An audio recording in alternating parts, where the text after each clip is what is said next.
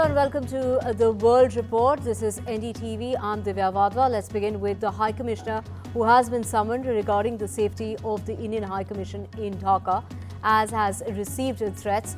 This is the intention as far as the attention was drawn, in particular to the activities of some extremist elements who have announced plans to create a security situation around the Indian mission in Dhaka. The Ministry of External Affairs said that the Indian side has completely rejected the false narrative sought to be created by extremist elements regarding certain recent events in Bangladesh.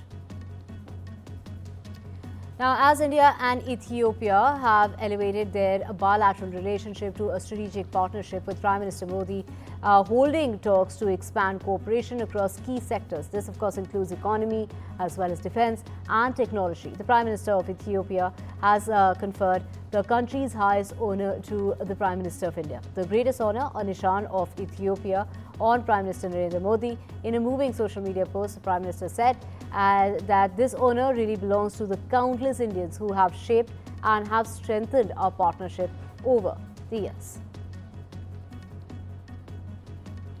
US President Donald Trump has designated Venezuela as a foreign terrorist organization and formally ordered a blockade of the US sanctioned oil tankers serving the country, calling it his toughest move yet. Trump has said that the decision, backed by what he described as a massive US naval deployment, would dramatically intensify pressure on President of the country and his government. Meanwhile, Venezuela has responded by accusing Trump of violating international law.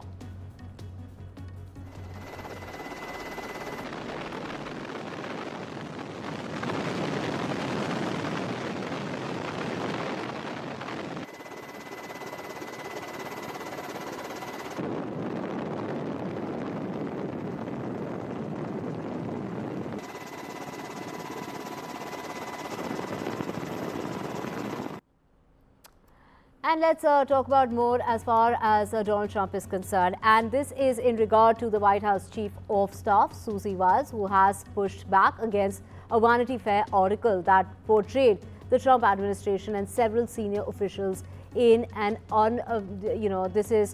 unflattering light. In the interview, this is being quoted describing President Trump as having an alcoholic's personality and Vice President J.D. Vance as a long-time conspiracy theorist. However, Wiles later said that the magazine ignored the significant context and constructed what she called a chaotic and a negative narrative about the administration. And Susie Wiles, we have our disagreements. We agree on much more than we disagree, but I've never seen her be disloyal to the President of the United States, and that makes her the best White House Chief of Staff that I think the President could ask for.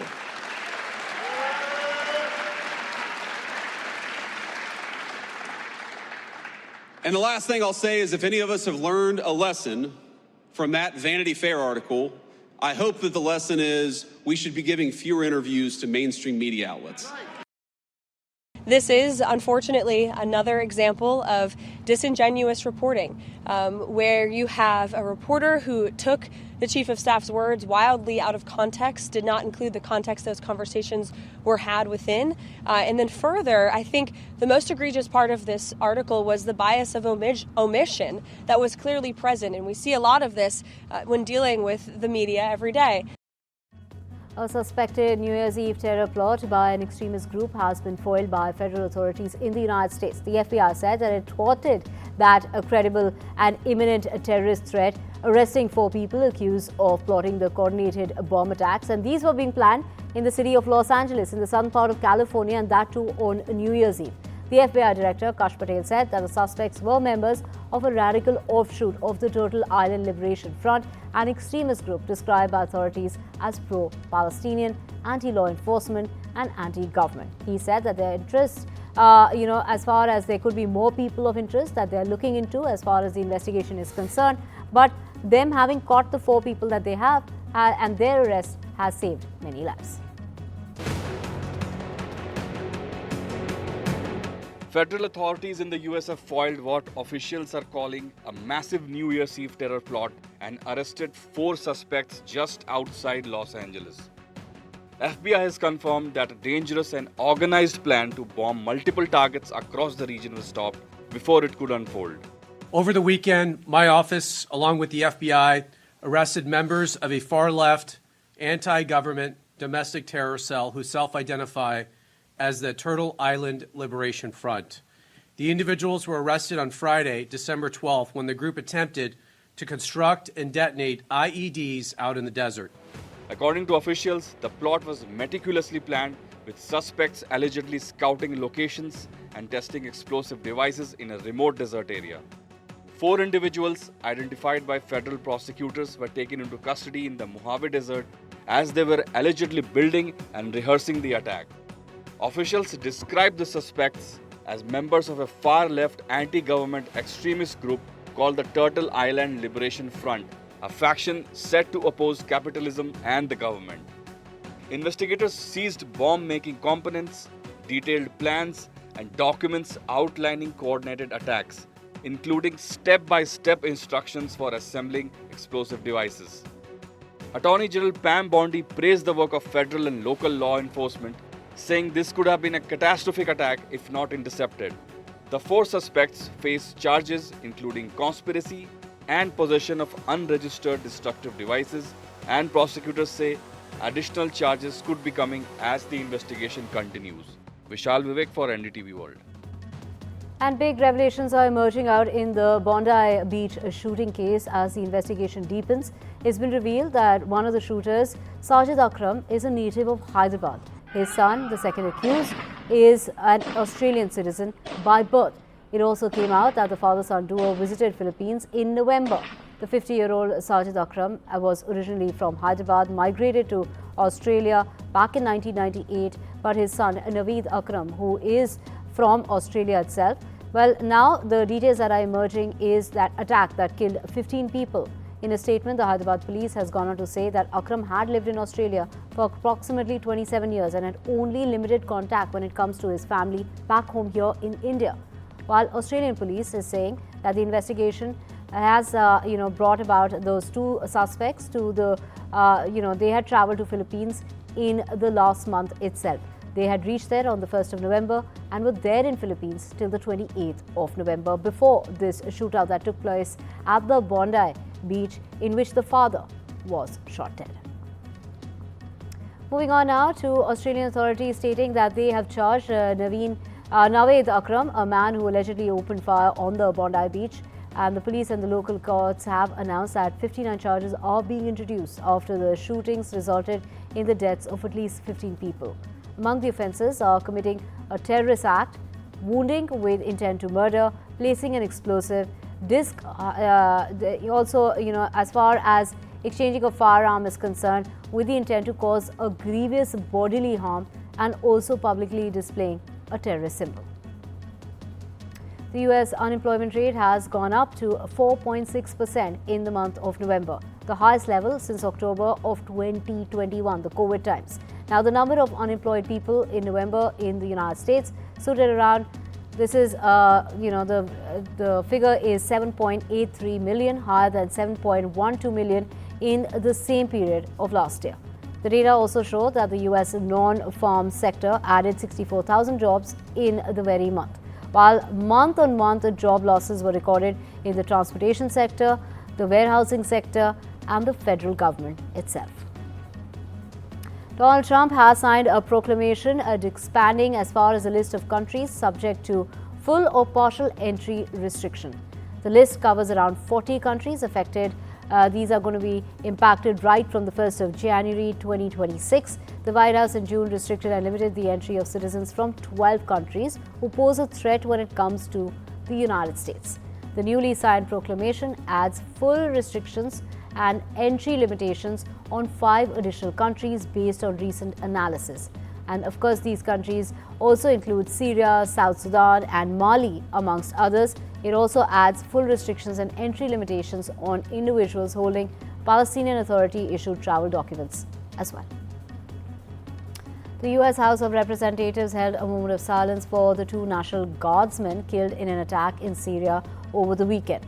The 2 Guardsmen killed in the attack were Sergeant We're talking about Sergeant Edward Bryan, and also we're talking about William Howard. Lawmakers from the Iowa congressional delegation stood on the House floor next to the large photographs of the two killed guardsmen as they paid their respects. They stood their post when it mattered most. They carried the weight of our nation's safety on their shoulders, and they did so with courage, humility, and honor. In return, we, the U.S. House of Representatives, give them our gratitude, not just in words, but in remembrance of the solemn promise that justice will be served. Our grief, we renew our resolve. Out of loss, we strengthen our unity. And out of sacrifice, we carry forward hope. Hope grounded in the values that Edgar and Nate lived every day. Investigators hunting the gunman behind the deadly shootout at the Brown University Lecture Hall have released new videos of a person they believe may be connected to the attack. 4 days after the shooting left 2 people dead and 9 others wounded. Authorities say no suspect has been identified, keeping students and residents on the edge. On Tuesday, the police shared enhanced CCTV footage showing a person dressed in a dark outfit walking near the campus about 2 hours before shots were finally fired. Officials are urging the public to remain patient and are asking nearby residents to review home as well as business security cameras for any footage that could perhaps help in identifying the people of interest. Rob Reiner's son, Nick Reiner, was charged with 2 counts of first-degree murder in the killing of his parents, which stunned their communities in Hollywood and as far as democratic politics is concerned. The 32-year-old is charged with killing the 78-year-old actor and director Rob Reiner, as well as his wife, Michelle Singer. Along with 2 counts of first-degree murder, prosecutors added special circumstances of multiple murders, along with a special allegation that the defendant used a dangerous weapon, being a knife. The addition basically means that it could mean that, there could be a death penalty that the son is facing without parole. U.S. Defense Secretary, we're talking about Pete Hegseth, has said that there are no plans to release the full unedited video of the 2nd September strikes on a suspected drug trafficking boat. The boat in the Caribbean fueled concerns about the Trump administration's plans for Venezuela. Hegseth and the Secretary of State, Marco Rubio, conducted briefings on Tuesday for every member of the Senate and House of Representatives. We're also going to tomorrow allow the HASC and SASC to see the unedited video of the September 2nd, alongside with Admiral Bradley, who has done a fantastic job, has made all the right calls, and we're glad he'll be there to do it. But in keeping with long-standing Department of War policy, Department of Defense policy, of course, we're not going to release a top secret, full unedited video of that to the general public. HASC and SASC and appropriate committees will see it, but not the general public. And Donald Trump on Tuesday said that he's nominating Troy Edgar as the next U.S. ambassador to El Salvador. Edgar was most recently a deputy secretary at the Department of Homeland Security. Now, he has been confirmed by the U.S. Senate in March, marking him eligible for the new role without further Senate approval. No start date has been set yet, but it's likely to be soon. And cuts to humanitarian aid by the United States and other countries are contributing to a sharp rise in violations against Rohingya children across refugee camps in Bangladesh. Thousands of schools closed during several of these cuts to foreign aid. Funding cuts helped drive violations against Rohingya children, including forced marriages. According to UNICEF, verified children marriages cases have now risen. They have risen to 21% this year through September compared to the same time frame last year. Meanwhile, other children have been forced into manual labor.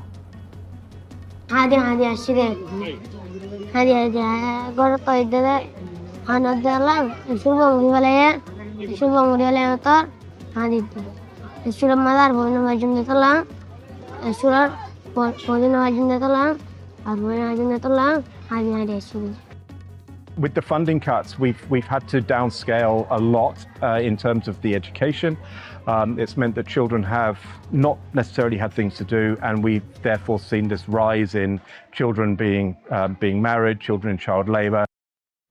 And Europe launched an international claims commission for Ukraine on Tuesday in an effort to ensure that Kiev is compensated for the damage from Russian attacks and the alleged war crimes.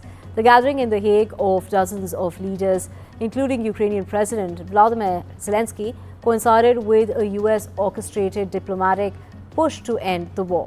The establishment of the Claims Commission does not mean Ukrainians can expect a swift a change as far as damages is concerned. But details on how any damages awarded by the Commission to be based in the Netherlands would be paid still needs to be worked out.